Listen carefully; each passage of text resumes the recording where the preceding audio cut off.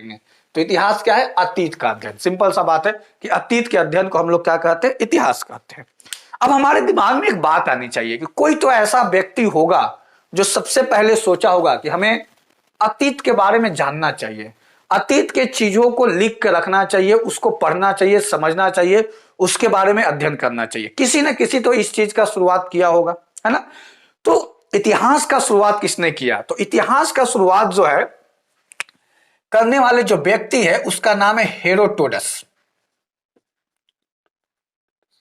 Herodotus, है ना। एक यूनानी जो है कह सकते हो, हिस्टोरियन ही कह सकते हो, क्योंकि इन्होंने ही इतिहास का जो है शुरुआत किया था। एक यूनानी ग्रीक के जो है व्यक्ति थे जिन्होंने सबसे पहले इतिहास को अध्ययन करने का, इतिहास मतलब बीते हुए चीजों को अध्ययन करने का जो है शुरुआत किया था। और इन्होंने एक बुक लिखा था जिसका नाम है हिस्टोरिका। इसीलिए हेरोडोटस को जो है हम लोग इतिहास का जनक कहते हैं। ये क्वेश्चन बहुत बार पूछा जा चुका है बहुत सारे एग्जाम में कि इतिहास का जनक, फादर ऑफ हिस्टोरी किसे कहते हैं? तो हेरोडोटस को। याद रखोगे, ये क्वेश्चन बहुत बार पूछा गया है कि हेरोडोटस वो ऐसा व्यक्ति है जिन्होंने पहली बार यह महसूस किया कि हमें अपने अतीत का अध्ययन करना चाहिए। तो ये क्वेश्चन बहुत बार पूछा जा चुका है कि इतिहास के जनक किसे कहते हैं?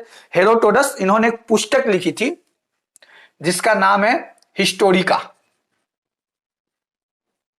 जिसका क्या नाम है? हिस्टोरिका, है ना। इन्होंने एक पुस्तक लिखी थी हिस्टोरिका, जिसमें उन्होंने उस समय के ग्रीक के जो है अपने पासियन जो इतिहास है, जो चीजें उन लोगों को उन्होंने दर्ज किया था। तो बहुत बार एग्जाम में पूछता है कि इतिहास का जनक किसे कहते हैं? तो हेरोडोटस के। उनके पुस्तक का नाम क्या था? उन्होंने कौन सी किताब लिखी थी? तो उन्होंने किताब लिखी थी हिस्टोरिका या हिस्टोरी। इसे ना हिस्टोरी भी इसको बोलते हैं, इंग्लिश में इसको हिस्टोरी भी बोलते हैं, कहीं कहीं पे इसको हिस्टोरिका भी कहा जाता है। तो इतिहास के जनक किसको कहते हैं? हेरोडोटस का। यहां तो कोई क्लियर नहीं, डाउट नहीं है। अब आगे बढ़ते हैं। अब अगली बात यह है समझने वाली कि ठीक है, हम अपने अतीत को जानेंगे कैसे? हमारे अतीत को जानने के कौन कौन से साधन हैं? हम तो उस समय थे नहीं, या जिसने भी इतिहास को लिखना शुरू किया वो तो उस समय था नहीं। तो अतीत के जानने के साधन क्या है? हमारे पास इतिहास को जानने का स्रोत क्या है? तो मुख्य रूप से इतिहास जानने के जो स्रोत उपलब्ध है हम लोगों के पास, वो दो तरीके के स्रोत जो है उपलब्ध है। एक है भौतिक अवशेष। इतिहास जानने का जो सबसे महत्वपूर्ण चीज है वो भौतिक अवशेष, जिसको हम लोग पुरातात्विक साक्ष्य बोलते हैं। पुरातात्विक तत्व भी बोलते हैं, है ना। पुरातात्विक साक्ष्य मतलब पुरातात्विक प्रमाण, भौतिक अवशेष। और दूसरा जो एक हमारे पास स्रोत है जानने का, वो है साहित्यिक स्रोत। क्या है? साहित्यिक स्रोत।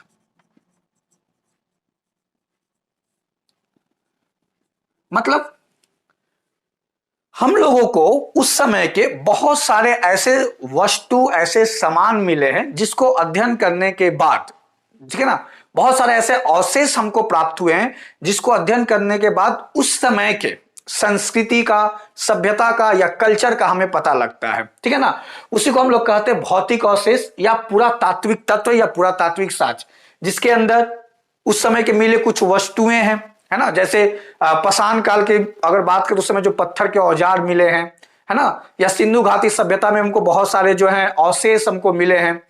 इसमें सिक्के आ जाते हैं, अभिलेख आ जाते हैं, अशोक के अभिलेख जो बहुत महत्वपूर्ण है। तो सिक्के, अभिलेख या कुछ ऐसे वस्तुएं हैं जो उस समय थी, जो हम लोगों को मिला है, उसको अध्ययन करना के बाद भी हमें उस समय के सभ्यता, संस्कृति, कल्चर के बारे में या उस समय की जानकारी प्राप्त होती है। तो उन्हीं वस्तुओं को हम लोग भौतिक अवशेष कहते हैं। और ये इतिहास जानने का बहुत ही महत्वपूर्ण, याद रखो, बहुत ही महत्वपूर्ण चीज है। उसके बाद दूसरा है साहित्यिक स्रोत। उस समय में जो किताबें लिखी गई, चाहे वो धार्मिक ग्रंथ हो, गैर धार्मिक ग्रंथ हो, या जो विदेश से लोग हमारे यहाँ घूमने आए, उन्होंने जो अपना विवरण, जब यहाँ घूमे, उन्होंने अपने जो यात्रा विवरण जो उन्होंने लिखा है, उससे भी उस समय के तत्कालीन हमें सभ्यता, संस्कृति, कल्चर जो उस समय के हैं या उस समय के सारे चीजों के बारे में हमें प्राप्त होती है, जानकारी प्राप्त होती है। तो हमारे पास इतिहास जानने के दो स्रोत, एक भौतिक अवशेष जिसके अंदर पुरातात्विक तत्व, सिक्के, अभिलेख, ये सब सारी चीजें आ जाती है, और दूसरा है साहित्यिक स्रोत। इस पर मैं एक अलग से पूरा वीडियो बनाऊंगा स्रोत पे, है ना। इस पर हम लोग अलग से क्लास करेंगे जहां पे हम लोग इतिहास के स्रोत के बारे में, इतिहास जानने के बारे में जो है, मान इतिहास के जानने के क्या क्या साधन है उसके बारे में अध्ययन करेंगे। आज का क्लास इंट्रोडक्टरी क्लास है, तो बस इतना ही जान के रखो कि इतिहास जानने का हमारे पास प्रमुख रूप से दो स्रोत है, एक भौतिक अवशेष माने पुरातात्विक शास्त्र जो है, और दूसरे जो है साहित्यिक स्रोत है। अब इन्हीं स्रोतों के आधार पर, ये जो दो स्रोत है, इन्हीं स्रोतों के आधार पर इतिहास को, ठीक है ना, 3 कालखंडों में विभाजित किया गया है। कितने? इतिहास को जो है 3 कालखंडों में जो है विभाजित किया गया है। इन्हीं स्रोतों के आधार पे इतिहास को हम लोग अलग अलग कालखंड में जो है बांटे हैं, जिसमें पहला है प्राग ऐतिहासिक काल। प्राग ऐतिहासिक काल, द फर्स्ट वन इज प्राग ऐतिहासिक काल, जिसको हम लोग प्री हिस्टोरी बोलते हैं, प्री हिस्टोरिक पीरियड। दूसरा है आद्य ऐतिहासिक काल, आद्य ऐतिहासिक काल, जिसको हम लोग प्रोटो हिस्टोरी बोलते हैं, प्रोटो हिस्टोरिक। और द लास्ट वन इज ऐतिहासिक काल, ऐतिहासिक काल, जिसको हम लोग हिस्टोरिक पीरियड बोलते हैं ना। इन स्रोतों के आधार पर, ये हमारे पास जो स्रोत हैं, चाहे भौतिक अवशेष हो या साहित्यिक स्रोत हो, इन स्रोतों के आधार पर इतिहास को 3 कालखंडों में विभाजित किया गया है। प्राग ऐतिहासिक काल, प्री हिस्टोरिक, मतलब इतिहास से भी पहले, है ना। लोग इतिहास पढ़ते हैं कि इतिहास, हम अभी इतिहास से भी पहले, है ना, प्राग ऐतिहासिक काल। आद्य ऐतिहासिक काल, आद्य मतलब समझो आधा आधा, है ना। तो आद्य ऐतिहासिक काल जो प्रोटो हिस्टोरिक बोलते हैं, और ऐतिहासिक काल। अब इसको कैसे जो है डिवाइड किया गया है, देखो। प्रागैतिहासिक काल इतिहास का सबसे शुरुआती चीज है, जहां पे हमें कोई भी ऐसा साक्ष्य नहीं मिला है जिसे हम पढ़ सके। मतलब हमें कोई भी, इस काल में कोई भी लिखित या साहित्यिक साक्ष्य, लिखित या साहित्य प्रमाण हमको नहीं मिले हैं। मतलब ऐसा कालखंड जहां पे उस समय का जानकारी हमें सिर्फ और सिर्फ भौतिक अवशेषों, मतलब पुरातात्विक साक्ष्यों से ही मिलता है। मतलब इतिहास का वो कालखंड जब आदमी, उस समय के जो मानव थे, वो पढ़ना लिखना नहीं जानते थे, ठीक है ना। मैंने एकदम शुरुआती से, तुम सोचो ना कि अगर सबसे पहले आदमी का, अगर मनुष्य का उद्भव हुआ हो तो क्या वो तुरंत पढ़ना लिखना तो नहीं जान गया होगा।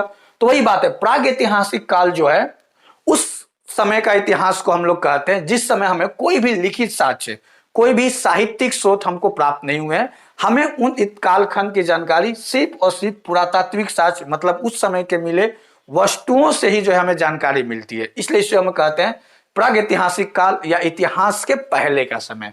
उसके बाद आते हैं, और इसके अंदर जो है, इसके अंदर हम लोग रखते हैं पाषाण काल को, पाषाण काल, जिसके इसके अंदर जो है पाषाण काल आते हैं।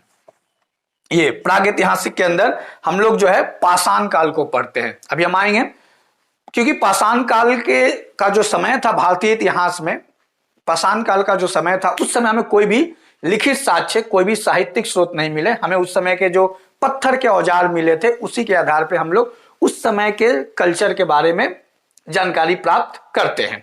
तो प्रागैतिहासिक काल, इसके अंतर्गत पाषाण युग को रखा गया है। उसके बाद आते हैं आद्य ऐतिहासिक काल, नाम में सुना आधा आधा, हाफ हाफ, प्रोटो हिस्टोरी। इस समय के हमें लिखित साक्ष्य भी मिले हैं, हमें लिखित साक्ष्य भी मिले हैं, और साथ साथ पुरातात्विक तो मिले ही हैं, पुरातात्विक साक्ष्य भी मिले हैं। लेकिन ये जो लिखित साक्ष्य मिले हैं, इस कालखंड में जो लिखित साक्ष्य है, इसको पढ़ा नहीं जा सका है। इस लिखित साक्ष्य को क्या है, पढ़ा नहीं जा सका है, इसको हम लोग पढ़ नहीं पाए हैं।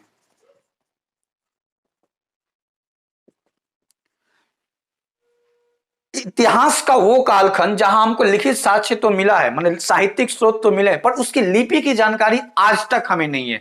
वो क्या लिखा था भगवान जाने, हम लोग उसको नहीं पढ़ पाए हैं, ठीक है ना। और पुरातात्विक साक्ष्य तो है ही। तो ऐसे इतिहास कालखंड को जो है आद्य ऐतिहासिक काल कहा गया है। क्या कहा गया है? ऐसे कालखंड को जो है आद्य ऐतिहासिक काल कहा गया है।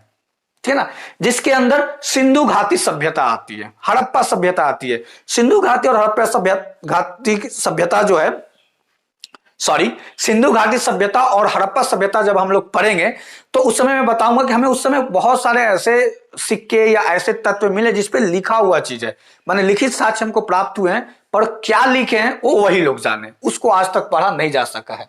तो इतिहास का वो कालखंड जहां पे लिखित साक्ष्य तो मिले हैं पर उसे पढ़ नहीं पाए हैं, उसे पढ़ नहीं पाए हैं, तो उसे हम लोग कहते हैं आद्य ऐतिहासिक काल, जिसके अंदर हम लोग सिंधु घाटी सभ्यता को रखते हैं। उसके बाद से आते हैं ऐतिहासिक काल। ऐतिहासिक काल में हमें लिखित और पुरातात्विक,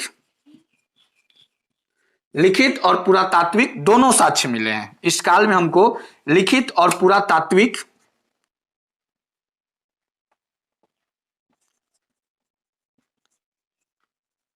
दोनों साक्ष्य मिले हैं और इसको हम लोग पढ़ भी पाए हैं। जो हमको लिखित साक्ष्य मिले जिसकी लिपि को हमें ज्ञान भी है और उसको हम पढ़ भी पाए हैं, और इसके अंतर्गत वैदिक काल से लेके आज तक के इतिहास को रखा जाता है। किसको रखा जाता है? इसके अंदर हम लोग वैदिक काल से लेके आज तक के इतिहास को रखते हैं, जिसका हमें पुरातात्विक साक्ष्य है ही, अशोक के अभिलेख, और अशोक के अभिलेखों पर क्या क्या लिखा है उस चीज को भी हम लोग पढ़ने में कामयाब हो गए हैं। तो इस समय या वैदिक काल जो वेद लिखे गए थे, ऋग्वेद, जिसको पढ़ने में हम लोग कामयाब है, आसानी से जिसको जो है पढ़ा जा सकता है, तो ऐसे काल जिसके लिखित साक्ष्य मिले और उसके पढ़ा भी जा सका है, और पुरातात्विक तो है ही। पुरातात्विक साक्ष्य इतिहास को पढ़ने के लिए, जानने के लिए बहुत ही इंपॉर्टेंट जो है स्रोत है। तो इन दोनों स्रोतों के इतिहास पे हम लोग हिस्ट्री को 3 कालखंड में विभाजित किए हैं। समझ में आ गया होगा? पहला प्रागैतिहासिक काल, जहां पे हमें कोई भी लिखित साक्ष्य नहीं मिला है, सिर्फ और सिर्फ क्या मिला है? पुरातात्विक साक्ष्य मिला है, और उसी से हम लोग जो है जानकारी इकट्ठा करते हैं, जिसके अंदर हम लोग पाषाण काल को रखते हैं। आद्य ऐतिहासिक काल, ऐसा कालखंड, इतिहास का ऐसा कालखंड जहां पे हमको लिखित साक्ष्य तो मिले हैं लेकिन उसको पढ़ा नहीं जा सका है, ठीक है ना, उसको हम लोग कहते हैं आद्य ऐतिहासिक काल, जैसे सिंधु घाटी सभ्यता। और ऐतिहासिक काल, इतिहास का वो कालखंड जहां हमें लिखित साक्ष्य मिले हैं जिसको हम लोग पढ़ भी सकते हैं, और पुरातात्विक तो हर जगह है ही। इसमें आते हैं वैदिक काल से लेकर आज तक का इतिहास।